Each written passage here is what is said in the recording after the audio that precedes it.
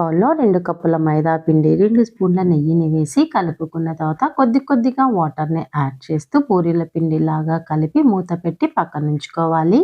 Stove మీద కడాయిని పెట్టి 1 cup పల్లీలను వేసి అవి వేగిన తర్వాత అరకప్పు నువ్వులు, అరకప్పు పుట్నాలను వేసి వేపుకున్న తర్వాత ప్లేట్లోకి వేసి చల్లారిన తర్వాత మిక్సీ జార్లో వేసుకొని జీడిపప్పు, బాదం పప్పు, ఇలాచీ వేసుకొని మిక్సీ పట్టుకోవాలి. తర్వాత 1 కప్పు బెల్లం తురుమును వేసి పౌడర్గా చేసుకొని ఒక బౌల్లోనికి వేసుకున్న తర్వాత అరకప్పు వరకు ఎండు కొబ్బరి తురుమును వేసుకొని మిక్స్ చేసుకోవాలి.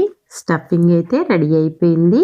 పిండిని కొద్దిగా తీసుకొని రౌండ్ షేప్లోకి చేసుకొని పొడి పిండిని చల్లుతూ పూరీలాగా రౌండ్గా ఒత్తుకోవాలి.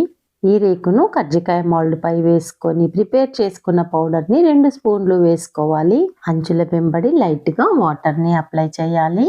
పొడి పిండిని వేసి పూరి ఒత్తి ఉంటాము. సరిగ్గా క్లోజ్ కాలేదంటే కజ్జికాయను ఆయిల్లో వేసినప్పుడు ఓపెన్ అయిపోయి ఆయిల్ అంతా వేస్ట్ అవుతుంది.